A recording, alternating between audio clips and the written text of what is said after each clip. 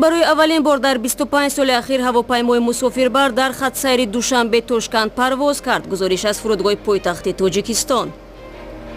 دلم دیگ دوره. خرساندم خدا گشکشن خرساندم ساق سلامت برسیم انشالله.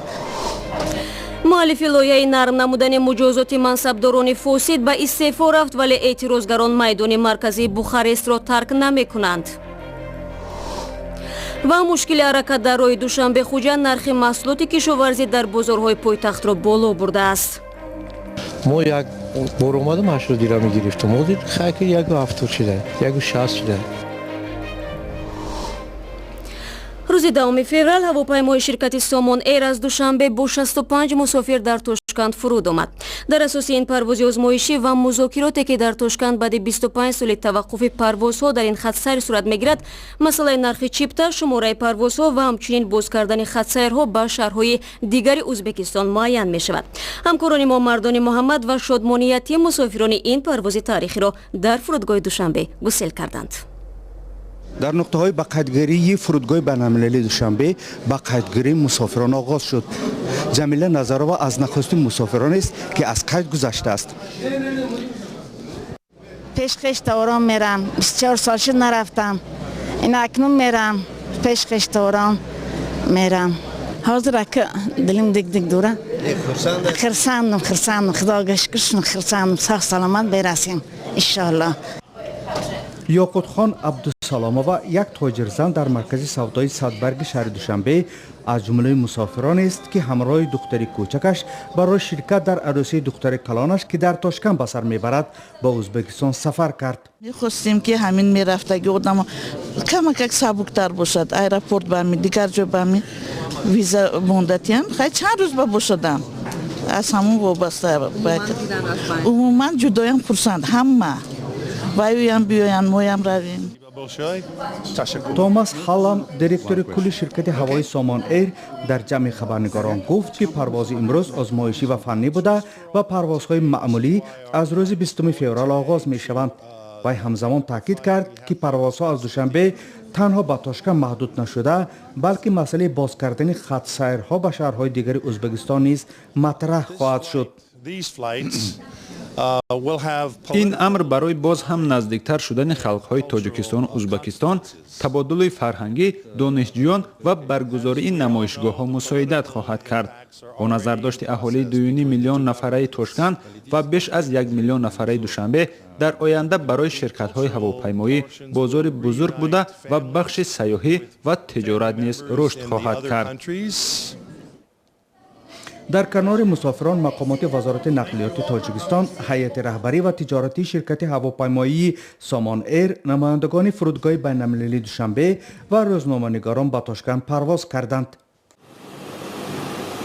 مقامات شرکت سامان ایر میگویند پروازها به پایتخت ازبکستان تا انجام موسم زمستان هفته یک بار روز دوشنبه به راه مانده شده. در فصل تابستان مقدار خط سیرها هفته 2 بار روزهای دوشنبه و پنجشنبه اجرا خواهند شد. در پی آغاز جنگ شهروندی در تاجیکستان در سال 1992 پروازها میان تاجیکستان و ازبکستان قطع شد. در سالهای قبلی دوشنبه با شهرهای تاشکند، سمرقند، بخارا، نمنگان، اندیجان و قوقند ارتباط هوایی داشت و هفته 10 پرواز میان شهرهای تاجیکستان و ازبکستان انجام می شدند.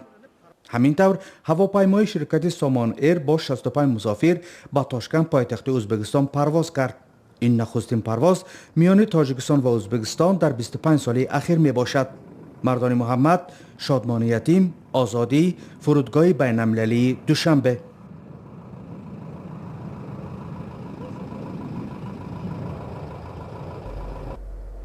همکار ما عبدالله اشرف در هیئت ژورنالیستان داخل هواپیما بود و به تاشکند رفت و به واسطه قبول مسافران از تاجیکستان و فضای فرودگاه تاشکند را مشاهده کرده است. تفصیلات در این باره به زودی در سامانه ما www.azadi.org نشر خواهد شد. برنامه را با خبرگزاری‌های دیگر ادامه میدیم. دادگاه تجدید نظر در سان فرانسیسکو علیه فرمان پرزیدنت دونالد ترامپ درباره منع ورود شهروندان 7 کشور به خاک آمریکا رای داد. با گزارش خبرگزاری رویترز، دادگاه تجدید نظر در سان فرانسیسکو گفته است حکومت نتوانست هیچ سند و حجت نشان دهد که شهروندان این 7 کشور برای انجام دادن عملیات تروریستی در خاک آمریکا آمادگی میگیرند. чанд дақиқа баъд аз эълони ҳукми додгоҳ президенти амрико Дональд Трамп дар шабакаи иҷтимоии Твиттер навишт, ки дар додгоҳ бознигарии ҳукмро талаб мекунад, зеру сухан дар бораи амнияти кишвар меравад. рӯзи 9 феврал вазири адлияи Румыния Флорин Иордаке ба истеъфо рафт. ӯ аз мубтакирони қонуни баҳсбарангези нарм кардани ҷазо барои фасодкорон буд, ки садҳо ҳазор нафари норозӣ аз ин таҳрро ба хиёбонҳои Румыния баровард. вале ҳатто аз вазифа барканор кардани вазири адлия мавҷи эътирозҳоро хомӯш накард. Хиромон Бақозода мавзӯъро идома медиҳад. издиҳоми эътирозгарон рӯзи панҷшанбе дигар бора дар майдони Викторияи Бухарест ҷамъ омаданд. Дар ҳамин рӯз вазири адлияи Румыния Флорин Иордак, ташаббускори қонуне ки ҷазоро барои фасодкорон сабук мекард, ба истеъфо рафт. дар пайи талоши ҳукумат барои ворид кардани тағйирот ба қонуни ҷиноӣ, садҳо ҳазор сокини норозӣ ба хиёбонҳо рехт. дар натиҷа ҳайати ҳукумат аз тасмимаш гашт ва қонунро бекор кард. вале истеъфои идеологияи ислоҳоти баҳсбарангез эътирозгаронро қонеъ накард. вай аз мақомаш рафт. ин хуб аст. бояд ҳам ҳамин хел мешуд. албатта тасмими дер аз бенатиҷагӣ беҳтар аст, вале моро тарзи ба истеъфо рафтанаш ба ғазаб овард. боз ҳам ӯ гуфт, ки ин ислоҳот қонунӣ буда мушкил гӯё дар якдигар нофаҳмист. ҳатто бештар аз ин ба таъкиди ӯ чунин иқдом барои кишвар зарур будааст. эътирозгарон бо шумоли президенти Румыния Клаус Йоханнис мегӯянд, ки аз вазифа рафтани вазири адлия кофӣ нест. онҳо пофишорӣ доранд, ки тамоми мақомоти вазорат ба истеъфо фиристода шавад. рӯзи чоршанбе вакилони мардумӣ пешниҳоди пароканда кардани ҳукуматро дастгирӣ накарданд. бармегардем ба Тоҷикистон.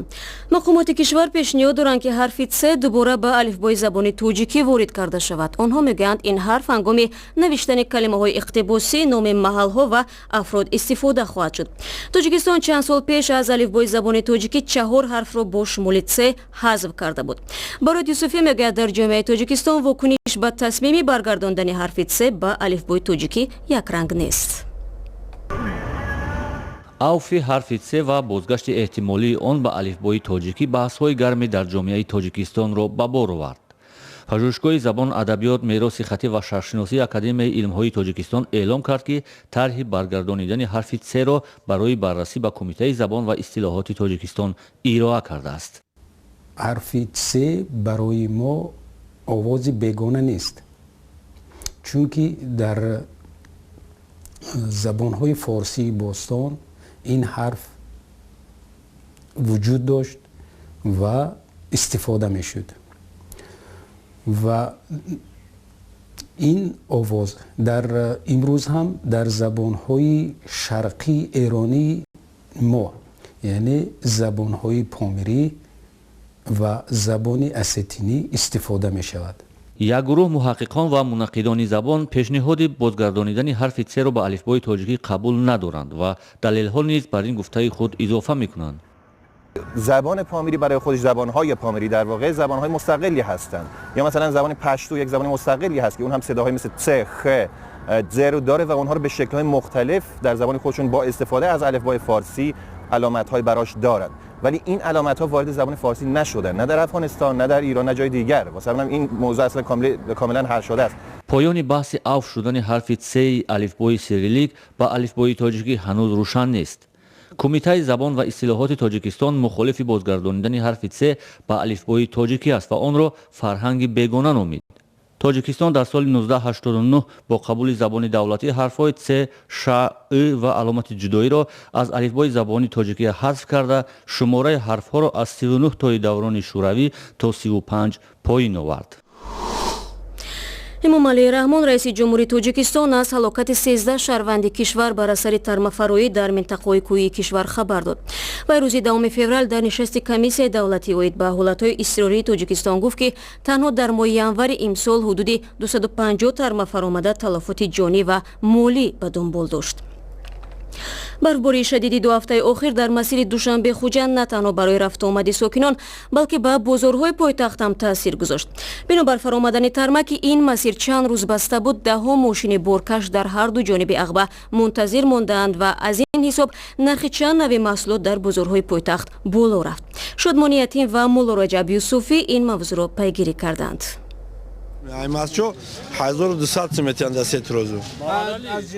ҳомид хон ки мошини боркаш дорад ва чанд сол боз ба тиҷорати картошка машғул аст мегӯяд, дар баробари хароҷоти маъмулии роҳ дар ин шабу рӯз сарфи сӯзишворӣ ҳам зиёд шудааст.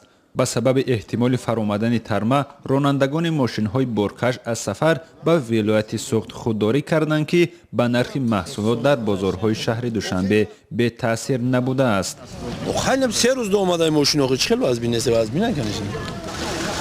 масъулони бозори Сомон ки яке аз нуқтаҳои тақсими маҳсулоти як лухти кишоварзӣ аст, сабаби болоравии нархи маҳсулотро дар душвории роҳи Душанбе хуҷанд медонанд. اینم 4-5 گرم کم شد تاثیر در نرخ میرسه. از ولایت سوخت به دوشنبه اساساً کارتوشکا و پیاز، آرد، تخم و محصولات شیری می‌آورند.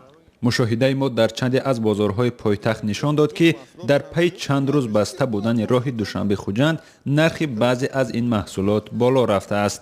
کارتوشکا که طلبات مردم به آن زیاد است، در بازار یک لخت فروشی 2 سامانه و 60 درم و در بازارهای چکنه تا 3 سامانه بالا رفته است. نرخ پیاز هم از 2 هفته پیش 10-20 درم بالا رفته، نرخ یک لخت آن 1 سامانه و 60 درم و چکنه تا 2 سامانه رسیده است. 80 درم بود. سبزی 80 درم بود. من از پیاز ما یک بار اومدم 80 درم گرفتم. مدیر خاک یک 70 شده، یک 60 شده. یا لینچه ما سیتکارا 14 سوم 12 سوم میگرفتیم. آغازی 40 سوم میگیری. البته قیمتی داره. با برابر قیمتی که است. بابای میرزا علی که ماهانه 250 سومون نفقه میگیرد، امروز از بازار یک لخت فروشی نه یک خلطه بلکه با خریدن چند کیلو پیاز قناعت کرد. وی میگوید عائله 9 نفرش که فرزندان نابالغ دارد تنها از نفقه او تامین میشوند. در این شب و روز همچنین در فروشگاه‌های دوشنبه محصولات شیری که از ولایت سوغد آورده می شود کمچین شده است. هنگام حضور ما در مغازه شرکت فیض رسول که یکی از تامین کننده های محصولات شیری است، یخدان‌های آن نیمه خالی به نظر می رسید. ساکنان پایتخت چند روز باز قیمق‌های این شرکت را از مغازه ها پیدا کرده نمی توانند. سبب ترما افراد برای ترما راه محکم برای راه محکم بودن محصولات کمچین نه پگو بمیشد پگو. آب و هواشناسان میگویند در روزهای آینده هم بارش برف در نظر است. اگر در پی هر راهبندی وضع چنین باشد، احتمال دارد نرخ محصولات اولیه مردم باز هم گران شود، چون که در بعضی از بازارها محصولات ذخیروی خیلی کم مانده است. به طور مثال در بازار دهقان یک روزه طلبات کارتوشکا 2 تانه و 300 کیلو است، ولی در ذخیره این بازار همگی 5 تانه از این محصولات باقی مانده است و خلاص. شادمان یتیم، مولا رجب یوسفی، آزادی، دوشنبه.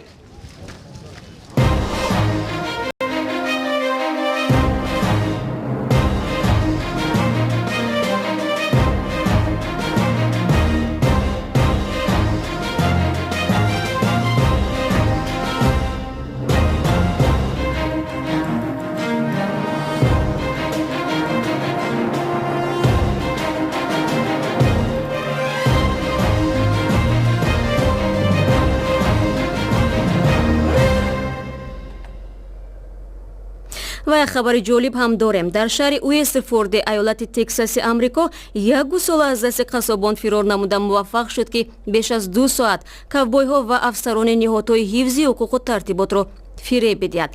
بالاخره عملیات با بازداشت گوساله به انجام رسید. با اشاره به شجاعت و ذکاوت گوساله از ذبح عفو شد و او را به یکی از رانچوهای کنار اویستفورد انتقال دادند. افسر بازرسی اتومبیلی جیسون هایس فراری گوساله را به نوار گرفته در شبکه‌های اجتماعی جای داد. شما هم میتوانید آن را در سامانه آزادی در شکل کامل تماشا کنید و به ذکاوت گوساله بها بدهید. با این خبر برنامه امروز را پایان میبریم. اخبار بیشتر و ویدیوهای دیدنی را در وبسایت azadi.org و صفحه های ویژه ما در یوتیوب و شبکه‌های اجتماعی فیسبوک، توییتر و ادناکلازنیک دنبال کنید. تشکر که با ما هستید. برایتان استراحت خوب میخواهیم.